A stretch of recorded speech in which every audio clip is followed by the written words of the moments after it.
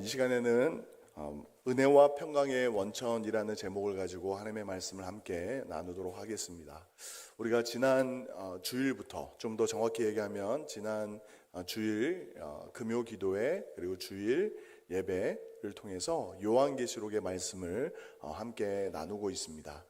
세상 많은 사람들은 요한계시록 하면 마지막 종말의 때, 심판의 때를 기록한 말씀으로만 생각하는 경향이 있습니다.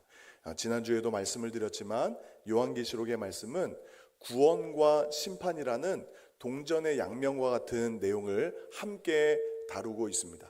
그런데 우리가 기억할 것은 하나님의 은혜로 말미암아 믿음으로 구원받은, 예수 그리스도를 믿음으로 말미암아 구원받은 우리에게는 심판이 강조되고 있는 것이 아니라 구원이 강조되고 있음을 믿으시기 바랍니다. 우리 예수님 다시 오시는 그날은 물론 세상이 끝나는 심판의 날이기도 하지만 동시에 하나님께서 약속하신 영원한 하나님의 나라가 우리 가운데 임하는 그런 구원의 완성의 날이기도 한, 우리에게는 기쁨과 소망의 날인 줄 믿습니다. 세상 많은 사람들은 그 끝이, 세상의 끝이 우리 가운데 임함으로 말미암아 탄식할지 몰라도 하나님을 알지 못하는 이들에게는 영원한 형벌이 시작되는 두려움의 날일지 몰라도 우리에게는 하나님이 우리에게 약속하신 영원한 함의 나라, 진정한 안식과 참된 기쁨과 소망이 약속된 그 영광의 날인 줄 믿습니다. 이제 요한계시록의 말씀을 함께 살펴볼 때에 우리는 하나님이 약속하신 그 영원한 생명, 그 풍성한 소망을 붙들고 더 확실하게 그 은혜를 붙들 수 있는 귀한 은혜가 있기를 예수님의 이름으로 축원드립니다. 이제 오늘 우리가 함께 읽은 말씀은 좀 더 정확히 표현하면 1장 4절에서 5절 상반절까지의 말씀이 되겠습니다. 어떻게 보면 문안 인사와 같은 인사의 성격을 갖고 있는 내용입니다. 그런 의미에서 제가 한 번 더 읽어보도록 하겠습니다. 요한은 아시아에 있는 7 교회에 편지하노니 이제도 계시고 전에도 계셨고 장차 오실 이와 그의 보좌 앞에 있는 7 영과 또 충성된 증인으로 죽은 자들 가운데서 먼저 나시고 땅의 임금들의 머리가 되신 예수 그리스도로 말미암아 은혜와 평강이 너희에게 있기를 원하노라. 아멘. 요한계시록이 묵시와 예언의 성격의 글이기도 하지만 동시에 소아시아 지역에 있는 교회들에게 쓴 편지의 형식을 담고 있기도 합니다. 편지하면 처음 시작은 어떻게 이야기합니까?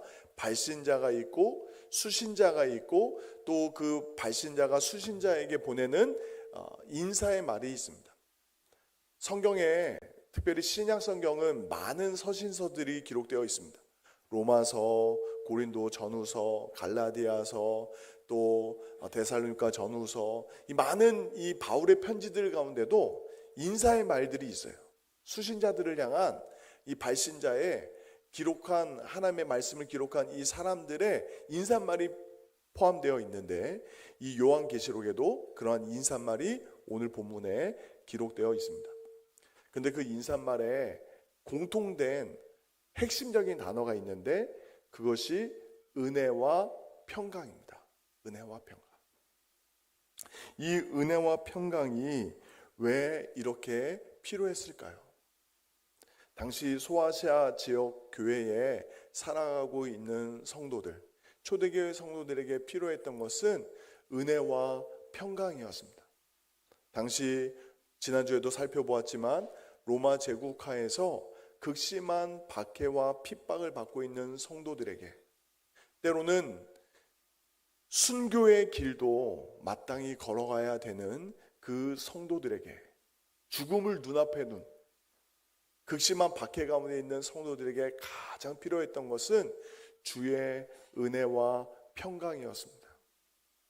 소아시아 지역 교회들이라고 한다면 여러분들이 잘 아시는 사도 바울이 그 전도 여행, 선교 여행을 통해서 세웠던 교회들이었습니다.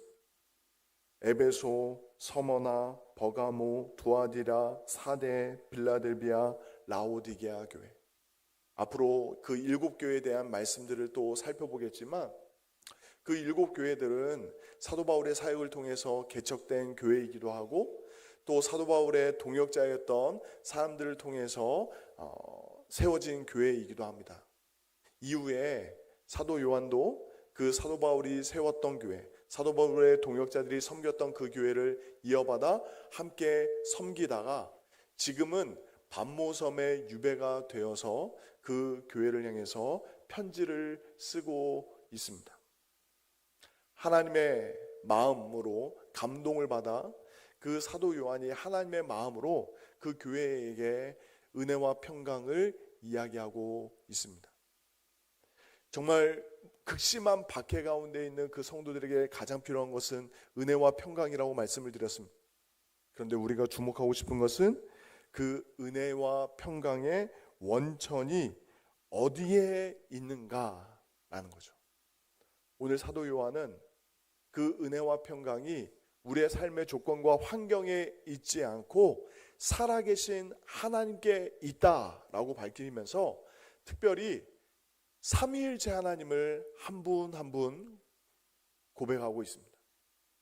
성부 하나님, 성령 하나님, 성자 하나님으로 말미암아 우리에게 부어주시는 그 은혜와 평강, 그 은혜와 평강의 메시지가 저 2000년 전 1세기 그리스도인들에게만 필요한 것이 아니라 오늘 우리 예수님이 다시 오시는 그날이 점점 다가오면 다가올수록 더 극심한 영적인 전쟁 가운데 있는 우리의 모두에게 필요한 약속의 말씀인 줄 믿습니다. 그 사도 요한을 통해서 들려주신 하나님의 메시지가 오늘 우리가 함께 예배하는 모든 성전교회 가족들의 심령 가운데 들려지게 하시고 그 약속의 말씀으로 말미암아 성삼위 하나님께서 우리에게 부어주시는 은혜와 평강으로 충만한 시간이 되시기를 예수님의 이름으로 축원드립니다. 그런 의미에서 4절 말씀을 제가 먼저 읽어드리면 요한은 아시아에 있는 7교회에 편지하노니 이제도 계시고 전에도 계셨고 장차 오실이라고 성부 하나님을 소개하고 있습니다. 이 성부 하나님 전에도 계셨고 이제도 계시고 전에도 계셨고 장차 오실이라는 이 표현은 출애굽기 3장 13절과 14절의 말씀을 염두에 두고 사도 요한이 기록한 것입니다. 이 출애굽기 3장의 상황은 어떤 상황입니까? 애굽 땅 종되었던 그 이스라엘 백성들을 구원하시기 위해서 하나님이 모세를 택하시고 그 모세를 부르시고자 만나 주실 때에 그 불타고 있는 가시떨기 나무에서 하나님과 대면한 모세와의 그 대화, 하나님과 모세 사이의 대화에서 나왔던 하나님의 말씀입니다. 출애굽기 3장 13절에 모세가 하나님께 이렇게 여쭤봤습니다.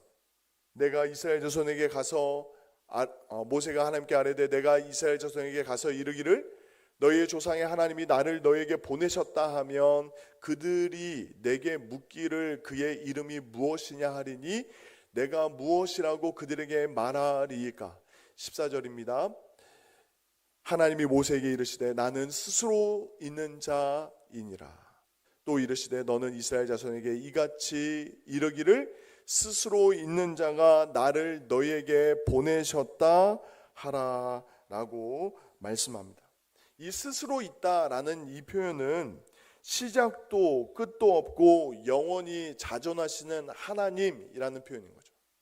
우리가 보통 여호와 하나님이라고 이야기할 때 이 스스로 있는 자라는 의미가 이 여호와 하나님이라는 이름, 그 여호와라는 이름 안에 담겨져 있는 거예요.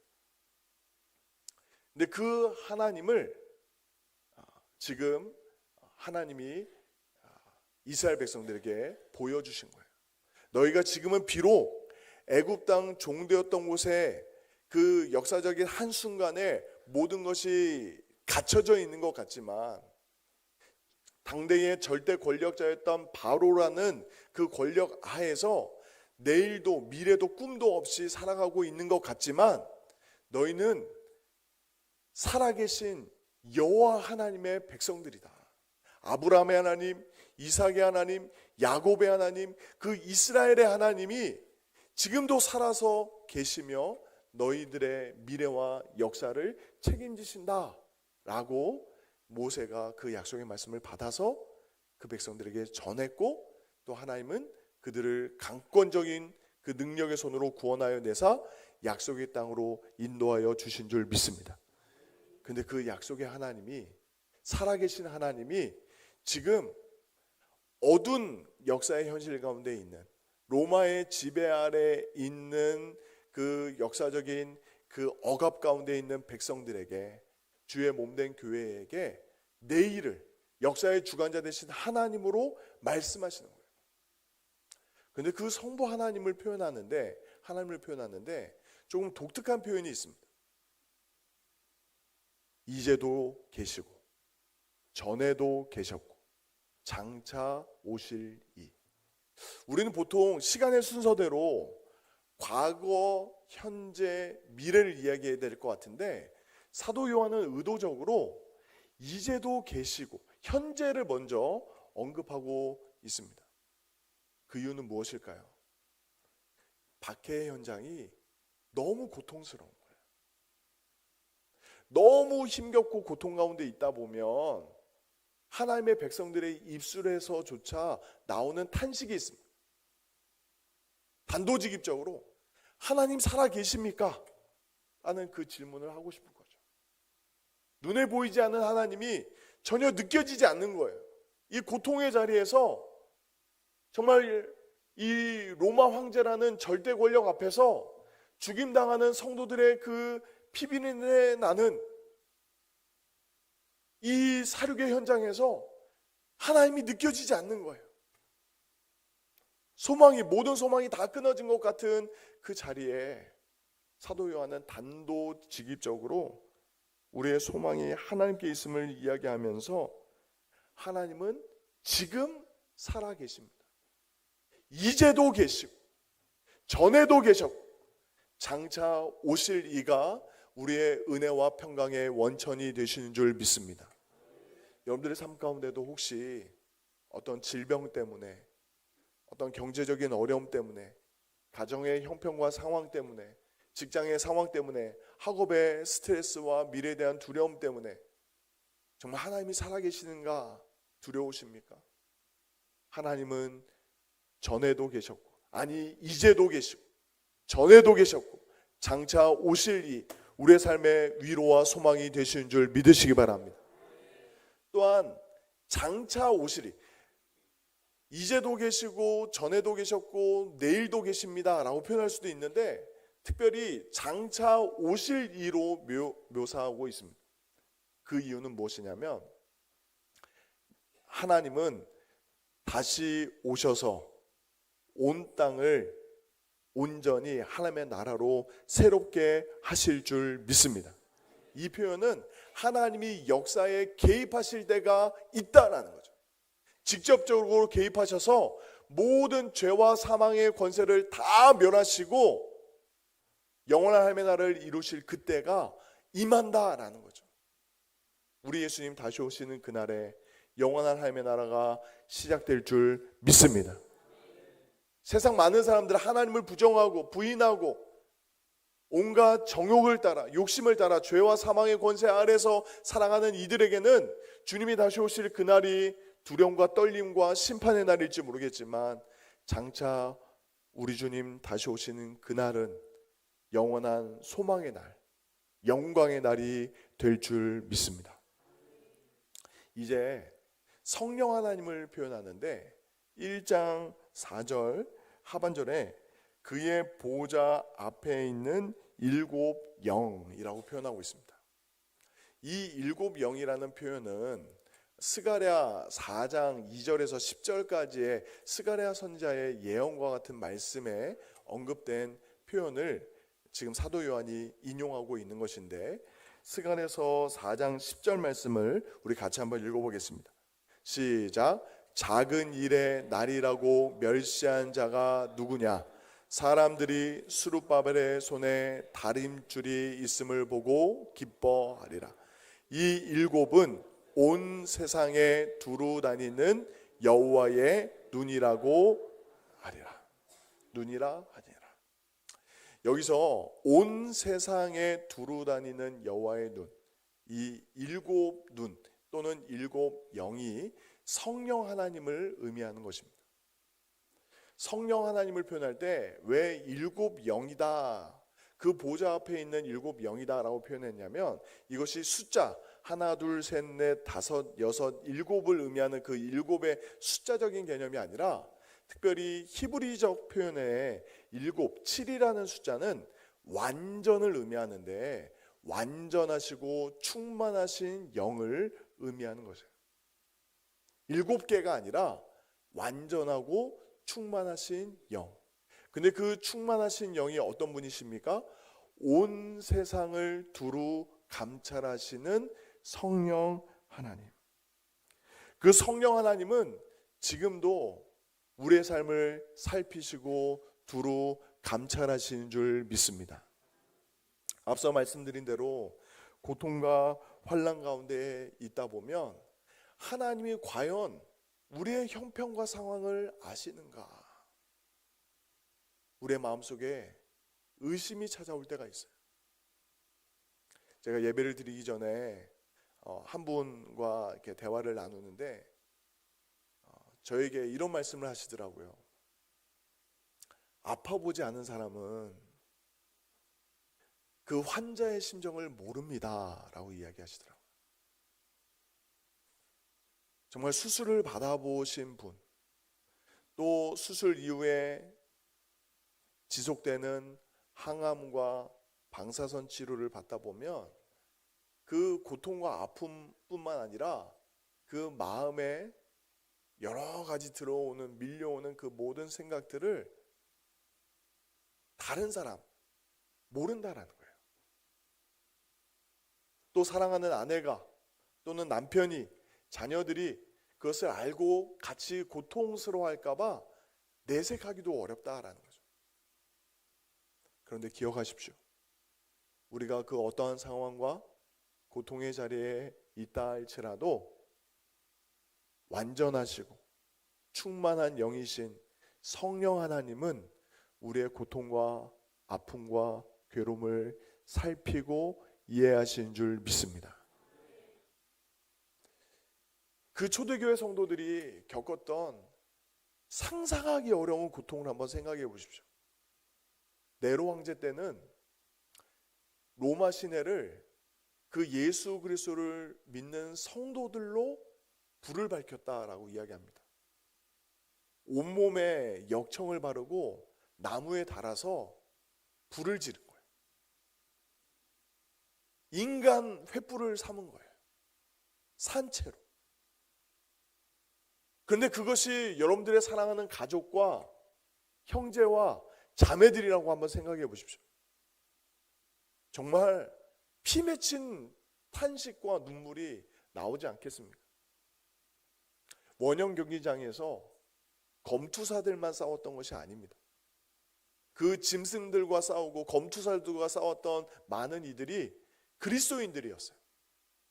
정말 너희가 하나님을 믿는다라고 하는데 얼마나 싸움에 능한지 보겠다. 비무장 상태로 그 사자와 호랑이와 싸우게 하고, 정말 완전 군장된 싸움에 능한 검투사들과 싸우게 하고, 거기서 목베임을 당하기도 하고 찢기기도 하고 죽임 당했던 많은 성도들, 그것을 지켜봐야 되는 성도들, 또 그 다음이 바로 내가 될 수도 있다라는 그 죽음과 두려움의 공포의 바로 끝자락에 서 있는 성도들에게 하나님이 주셨던 위로의 메시지는 그의 보좌 앞에 있는 일곱 영이었습니다. 성령 하나님이 누구도 위로할 수 없고 누구도 격려할 수 없으며 누구도 함께할 수 없는 바로 그 자리, 그 상황, 그 심정을 살피시고 붙드시고 계시는 줄 믿습니다. 세상이 줄 수 없는 은혜와 평강은 바로 그러한 성령 하나님이 주시는 줄 믿습니다. 우리 예수님이 십자가에 달리시기 전에 다락방에서 그의 제자들에게 말씀하시지 않았습니까? 또 우리들에게 들려주시지 않습니까? 내가 너희를 결코 고아와 같이 버려두지 않겠다. 주님이 십자가에서 죽으시고 부활 승천하시고 약속하신 성령을 우리 각 사람에게 보내어 주실 뿐만 아니라 그 성령 하나님이 우리를 떠나지 않으시고 우리와 함께 하시는 줄 믿습니다. 그리고 이제 은혜와 평강의 원천이신 성자 하나님을 5절에서 이렇게 표현합니다. 또 충성된 증인으로 죽은 자들 가운데서 먼저 나시고 땅의 임금들과 머리가 되신 예수 그리스도로 말미암아 은혜와 평강이 너희에게 있기를 원하노라. 이 성자 하나님, 예수님, 그 예수님을 표현할 때 세 가지로 구체적으로 표현하는데, 먼저는 충성된 증인이다 라고 표현하고 있습니다. 여기서 이 증인이라는 표현을 당대의 이 1세기 문화 속에서 이해를 하셔야 되는데, 이 증인이라는 표현은 1차적인 의미로 예수님을 증거하는 증인들, 예수님의 제자들이라는 의미로 사용되었습니다. 그런데 이 증인이라는 단어가 1세기의 역사를 지나가면서 같은 의미로 쓰였던 단어가 있는데, 그것은 무엇이냐면 이 증인이랑 똑같은 단어를 가지고 순교자라는 표현을 썼습니다. 왜 그렇습니까? 예수님을 나의 주 나의 하나님으로 고백하는 그 증인은 동시에 순교의 반열, 순교자가 되었기 때문입니다. 그런데 예수님을 충성된 증인, 충성된 순교자라고 표현하고 있는 거예요. 왜 그렇습니까? 예수님이 먼저 우리보다 앞서 십자가의 길을 걸어가신 줄 믿습니다. 예수님의 제자들이, 예수님을 주로 고백했던 수많은 사람들이 죽음을 무릅쓰고 끝까지 예수님을 따라갈 수 있었던 것, 예수님을 부인하지 않고 그 믿음을 지킬 수 있었던 이유는 무엇이냐면 예수님이 먼저 그 길을 걸어가셨기 때문에. 그리고 예수님이 그 길을 걸어가실 수 있었던 이유는 무엇입니까? 죽은 자들 가운데서 먼저 나시고, 예수님은 십자가의 고통만을 바라보고 걸어가셨던 것이 아니라 십자가 이후에 성경대로 3일 만에 다시 사실 것을 믿고 그 길을, 그 영광의 길을 걸어가신 줄 믿습니다. 우리는 보통 예수님의 십자가의 길 생각하면 십자가에 달리시기 전에 그 40에 하나 감한 채찍을 맞으시고 온갖 살과 피를 다 찢겨진 채로 십자가에 달리신 그 육체적 고난, 고통에만 집중하는 경향이 있는데, 예수님은 그렇지 않으셨어요. 십자가의 고난 너머에 부활의 영광을 보셨어요. 죄와 사망의 권세를 깨뜨리시고 승리하실 그 영광의 순간을 바라보시며 그 길을 걸어가신 줄 믿습니다. 예수님이 십자가에서 죽으시고 그 성경대로 삶의 만에 다시 살아나신 그 승리의 영광의 길이기에 예수님을 따라가는 많은 주의 제자들도 그 충성된 증인 되신 예수님을 따라 그 길을 걸어갔고 부활의 영광에 동참하게 된 줄 믿습니다. 우리가 이 땅을 살아갈 때의 소망은 이 땅에서의 성공과 실패로 결정되는 것이 아닙니다. 아니에요. 물론 예수님을 믿는 믿음 안에서 성실하게 최선을 다하는 이 땅의 삶에 분명 땅에 기름진 복이 약속된 줄 믿습니다. 그런데 그것이 전부가 아니라는 거예요. 그것이 전부가 아니라는 거예요. 여기에 우리 중고등부 친구들도 마지막 주일 맞아서 함께 예배를 드리는데, 예수님을 믿는 믿음 안에서 최선을 다해서 공부하면 좋은 성적을 얻습니다. 아멘? 다 벌써 졸고 있네요. 네. 좋은 성적을 얻어요. 네. 그런데 그것이 전부가 아니라고요. 여기에 사업을 하시고 직장 생활을 하시는 분들도 경험하시겠지만, 예수님을 믿는 믿음 안에서 이 땅에서 수고를 다하고 열심히 최선을 다하면 땅의 기름진 소산으로 하나님이 채워주실 줄 믿습니다. 그런데 하나님의 백성들은 그것이 전부가 아니라는 거예요. 이 땅에서의 삶의 보상과 하나님이 예배하실 일용할 양식과 같은 복이 전부가 아니라 우리가 궁극적으로 바라보는 상은 우리 믿음의 주요 우리를 온전하게 하시는 예수님이 약속하신 그 부활의 영광까지 우리가 바라보고 달려가야 될 줄 믿습니다. 그리고 그 주님은 어떤 분이십니까? 땅의 임금들의 머리가 되셨습니다. 부활하심으로 말미암아 죄와 사망의 권세를 깨뜨리시고 승리하셨을 뿐만 아니라 승천하셔서 지금도 하나님 보좌 우편에서 온 땅을 다스리고 계시는 줄 믿습니다. 그 1세기의 그리스도인들이 가이사가 나의 주다, 가이사가 나의 왕이다라는 표현을 거부했던 이유가 뭐냐면 우리의 유일하신 왕은 우리를 위해서 십자가에서 죽으시고 부활하신 예수님밖에 없습니다 라고 믿기 때문에 그래요.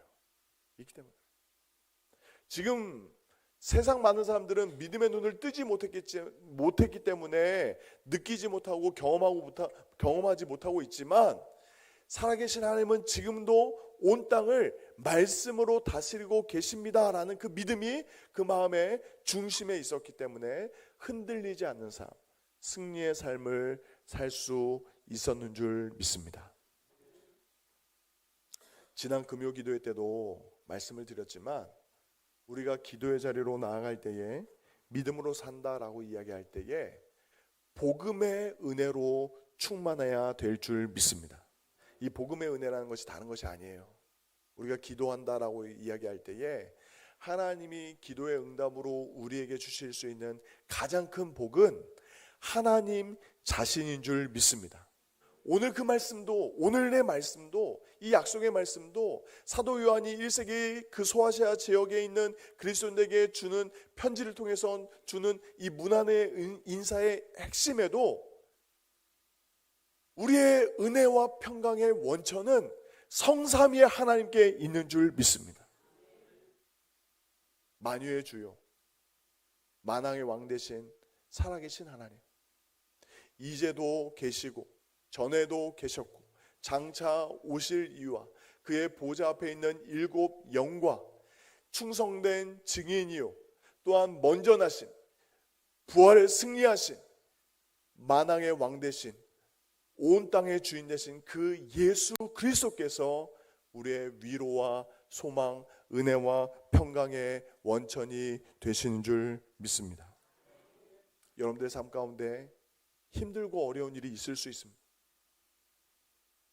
세상의 그 어떠한 노력으로도 다 해결하지 못할 인생의 무거운 짐이 있을 수 있습니다. 그러나 그 모든 것을 우리의 평강, 은혜와 평강의 원천 되신 하나님께 다 내어 맡기고 주님만이 주실 수 있는 그 풍성한 은혜를 누리시는 저와 여러분이 되시기를 예수님의 이름으로